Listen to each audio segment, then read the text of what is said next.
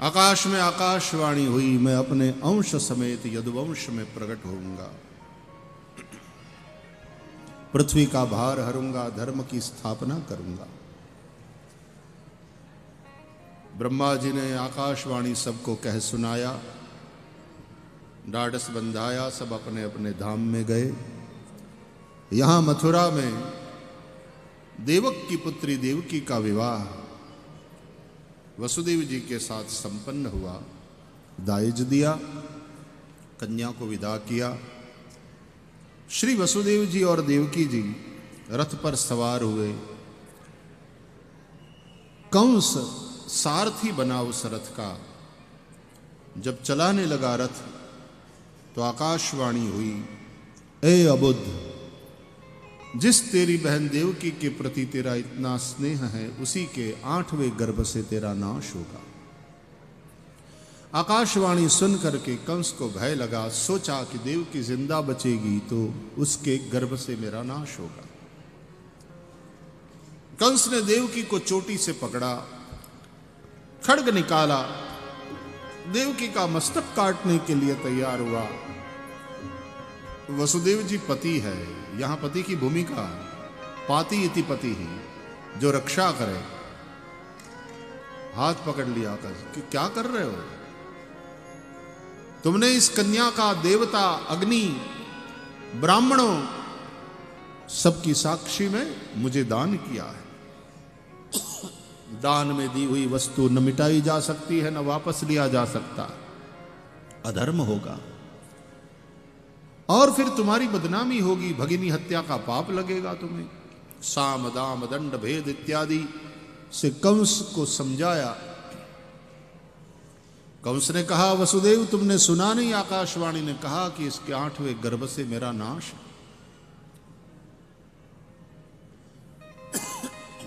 वसुदेव जी बोले, मैं यही कह रहा हूं, इसके 8वें गर्भ से तेरा नाश है, इससे नहीं। इसको क्यों मार रहे हो?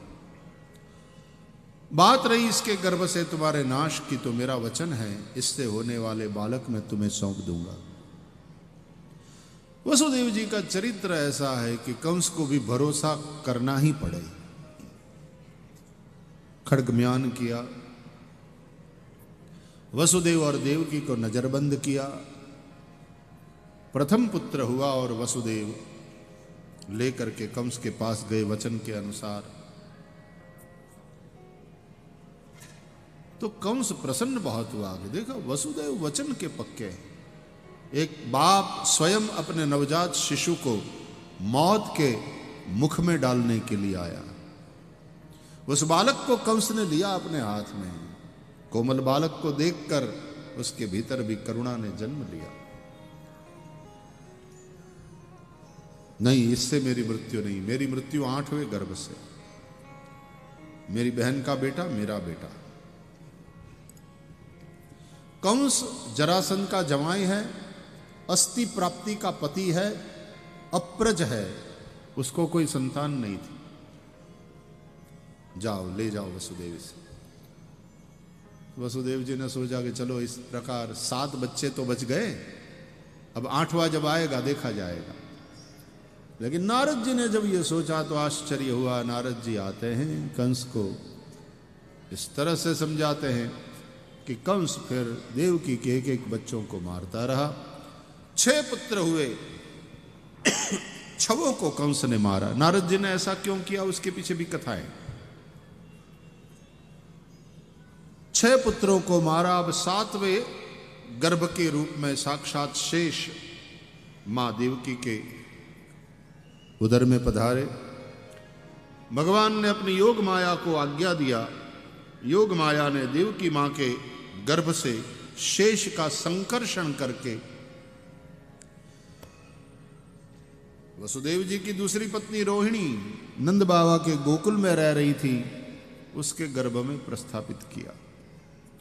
यहां देवकी को 7वें गर्भ का प्रसव ही नहीं हुआ और वहां नंद बाबा के गोकुल में रह रही वसुदेव जी की पत्नी रोहिणी जी के उदर से बोलिए दाऊ जी महाराज की जय। भगवान दाऊ जी का प्रागट्य हुआ। अब कंस सावधान हो गया कि अब जो आएगा सो 8वां। वसुदेव और देवकी को कारागार में बंद किया, पहरा मजबूत लगा दिया। वसुदेव जी और देवकी जी प्रसन्न हैं कि अच्छा हुआ। भगवान का भक्त वो है जो हर हाल में खुश रहता है। इतना पॉजिटिव थिंकिंग होती है उसकी कि अच्छा हुआ, न तो हमको कहीं बाहर जाना पड़ रहा है, न कोई हमसे मिलने आता है, और भगवान का भजन करने के लिए एकांत यहां पर उपलब्ध है। भजन करने के लिए बड़ी अच्छी जगह है। दोनों भजन में लीन हुए। समय बीता, वर्षा ऋतु, मास श्रावण का।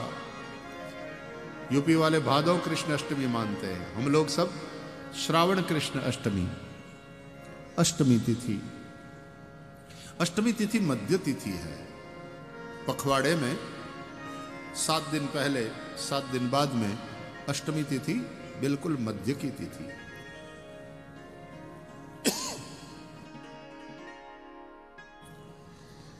रोहिणी नक्षत्र युक्त जो रात्रि हो, अष्टमी हो, वो हम मानते हैं, वो लेते हैं। जब जन्माष्टमी कृष्ण प्रागट्योत्सव मनाते हैं तो भगवान ने सोचा कि मैं चंद्रवंश में प्रकट होने जा रहा हूं, तो मुझे चंद्रमा की पत्नी में प्रकट होना चाहिए। चंद्रमा रात्रि के स्वामी हैं, अतः मैं रात्रि में प्रकट होऊंगा। राम दिन में सूर्य की उपस्थिति में आए, क्योंकि सूर्य वंश में आए। श्री कृष्ण रात्रि में पधारे, चंद्रवंश में पधारे। और फिर भगवान ने सोचा कि वसुदेव जी की दूसरी पत्नी भी रोहिणी है, वो कहीं बुरा न मान ले कि मुझ में क्यों प्रकट नहीं हुए, सब देवकी से ही। अतः भगवान ने रोहिणी नक्षत्र पसंद किया, ताकि मां रोहिणी से भी कह सके कि मां हम तुम में भी प्रकट हुए। मध्यरात्रि, चंद्रमा का रोहिणी नक्षत्र में प्रवेश। वसुदेव और देव की कारागार में भगवान के भजन में मगन हैं। दुनिया सोई है, लेकिन कारागार में ये योगी जाग रहे हैं। और तब मथुरा के कारागार में एक दिव्य प्रकाश प्रकट हुआ, और फिर उस प्रकाश के अंदर एक चतुर्भुज मूर्ति प्रकट हुई। बोलिए पुराण पुरुषोत्तम भगवान की जय। तमद्भुतम बालकमंबुजे क्षणम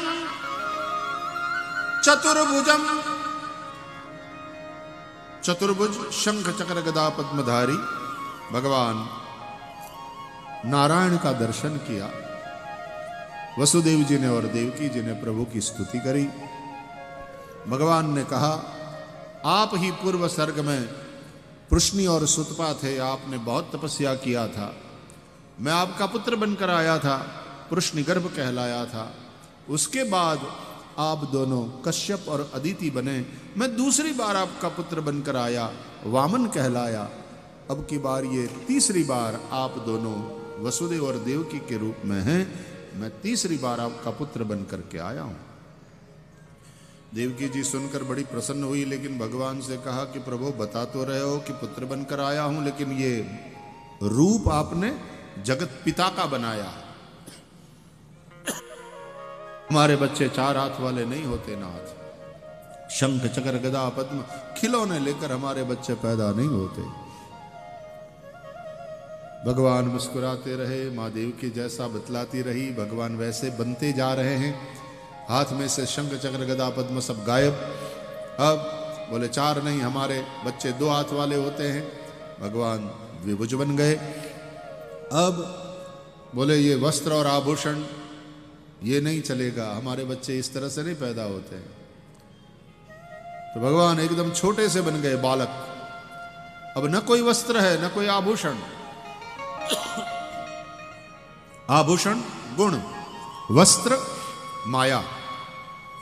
न कोई गुण न माया। ये शुद्ध सच्चिदानंद ब्रह्म के रूप में भगवान मां देवकी की गोदी में आए। अब भगवान ने हंसते हुए कहा, अब ठीक है देवी? बोले ना, अभी एक बात बाकी है। क्या? बोले आप हंस रहे हो, हमारे बच्चे पैदा होते हैं तब रोते हैं। और फिर बोलते नहीं है, ये बोलना बंद करो। तो भगवान चुप हो गए और कहा रोइए रोइए, बोलना बंद हुआ ठीक है, रोइए, बोलना हम सिखाएंगे, रोइए। सुनि बचन सुजाना रोदन ठाना, होई बालक सुर भूपा। और केवल जय घोष करें, बोलिए बाल कृष्ण भगवान की जय। भगवान बाल कृष्ण के रूप में माँ देवकी की गोद में आ गए, रुदन करने लगे। अब माँ ने कहा चुप हो जा, चुप जा मेरे लाल, चुप हो जा, तेरा मामा सुन लेगा तो आ जाएगा। वसुदेव जी ने टोकरा तैयार किया, उसमें वस्त्र बिछाया, बाल कृष्ण प्रभु को उसमें विराजमान किया। जैसे ही टोकरा माथे पर, हाथ पग से बेड़ी के बंधन टूट गए, बंधन मुक्त हो गए वसुदेव जी। माथे पर ब्रह्म हो तो बंधन नहीं रहता। चले वसुदेव तो कारागार के द्वार खुल गए। भगवान की माया के चलते द्वारपाल सब निद्राधीन थे। वसुदेव जी निकले, शेष ने आकर छत्र बनाया, वर्षा हो रही है और यमुना में बाढ़ आई है। लेकिन श्री यमुना जी ने भगवान बाल कृष्ण के चरण का स्पर्श करके शांत हो गई। वसुदेव जी सुरक्षित उस पार गोकुल में गए, नंद बाबा के घर में पधारे। यशोदा मैया के कमरे में माँ यशोदा सोई है, वहां माया पुत्री बनकर प्रकट हुई है। बाल कृष्ण को वहां पधराया, माया पुत्री को टोपले में पधराया। जैसे गए थे वापस लौट आए। जब मथुरा में आए कारागार में, द्वार अपने आप बंद हो गए। माया पुत्री को जैसे ही देवकी की गोदी में दिया, वो रोने लगी, रुदन करने लगी। और उसी समय द्वारपाल सब जाग गए। पता चला कि देवकी को बालक का प्रसव हो चुका है। जाकर महाराज कंस को खबर सुनाई। कंस आया। जब उसने सुना कि ये तो पुत्री है, आश्चर्यचकित हुआ कि जिससे मेरी मौत है वो अबला, वो स्त्री। खैर, मुझे देवकी के 8वें गर्भ से काम है।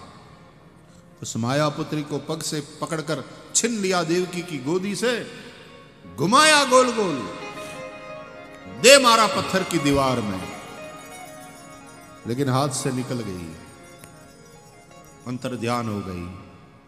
कंस कुछ समझता उसके पहले अष्टभुजा के रूप में प्रकट हुई। अट्टहास करती बोली, दुष्ट तू मुझे क्या मारेगा, तेरी मौत सुरक्षित स्थान में पहुंच गई है। कहकर वो अंतर ध्यान हुई। कंस परेशान, लेकिन हम तो चलते हैं गोकुल। गोकुल में जब ब्राह्म मुहूर्त में नंद बाबा जागे, रोज के क्रम में गौशाला में गो सेवा में पधारे। यमुना में बाढ़ शांत हुई है, बादल बरस बरस कर चुप हो गए हैं, सुंदर शीतल हवा चल रही है। धरती ने चारों ओर हरियाली साड़ी पहन रखी है। भगवान ने सोचा कब से आए हैं, लेकिन कोई स्वागत भी नहीं कर रहा, कोई बुलाता भी नहीं, सब चुप चुप है। रोज के जैसे दैनंदिन जो कार्य है वही रफ्तार में कर रहे हैं सब, नथिंग न्यू। मोनोटोनस हो जाती है लाइफ। तब कन्हैया जब आ जाते हैं तो बात अलग हो जाती है। फिर मोनोटोनस लाइफ से तो फिर बॉर्डम क्रिएट होता, आनंद गायब हो जाता। और आनंद घन श्री कृष्ण कहते हैं, now I am here, I am going to make your life a celebration. ये उत्सव बन जाएगा तुम्हारा जीवन। श्री कृष्ण ने रुदन शुरू किया। मां यशोदा जाग गई, देखा सुंदर सांवले सलोने शिशु को गोदी में भर लिया। बाबा नंद की बहन सुनंदा नाम था उसका। भाभी को बच्चा होने वाला है, तो पिहर में कामकाज में हाथ बटाने आई है। उसने सुन लिया शिशु रुदन, दौड़ कर आई, देखा तो यशोदा की गोदी में सुंदर बालक। भाभी बोले, हाँ सुनंदा देख, ठाकुर ने कृपा की, लालो भयो है। सुनते ही सुनंदा आनंद के मारे उछल पड़ी, बोले अभी भैया को सुनाती हूं। भागी वहां से गौशाला में, भैया ओ भैया बधाई हो, अरे समाचार सुनो, आपके इस उम्र में लालो भयो है। सुनते ही नंद के आनंद भयो, नंद के आनंद भयो, हाथी घोड़ा पालकी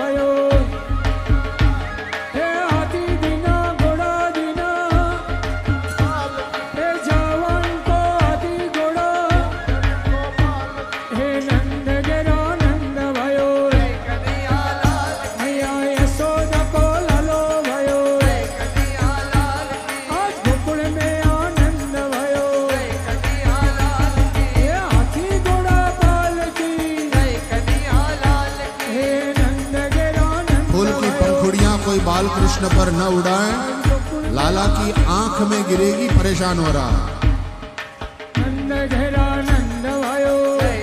वसुदेव जी के चरणों में पधराओ फूल।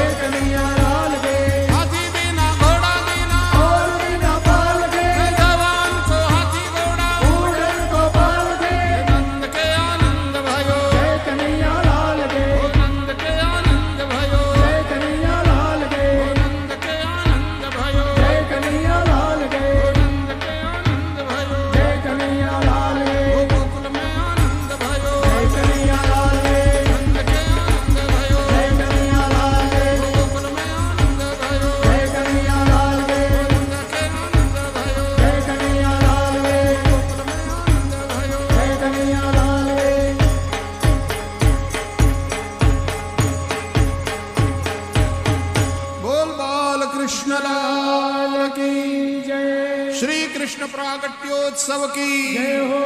आप सबको बधाई हो श्री कृष्ण प्रागट्यों की बधाई हो। बधाई हो। श्री द्वारिकाधीश की जय। श्री गोवर्धननाथ की जय। श्री गिरिराज धरण की जय। श्री बालकृष्ण लाल की जय। सद्गुरु भगवान की जय। ओ नमः पार्वती पतये हर हर महादेव हर। जय जय श्री राधे। जय जय राधे। जय जय श्री राधे।